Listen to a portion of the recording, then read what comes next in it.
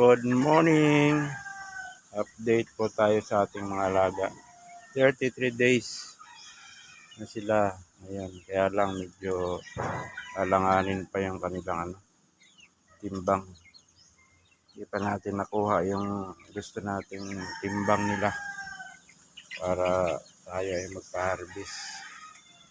Puro mga ilang araw pa magpa-harvest. Anin pa kanilang mga timbang. Good morning po. Lapit na ang Pasko.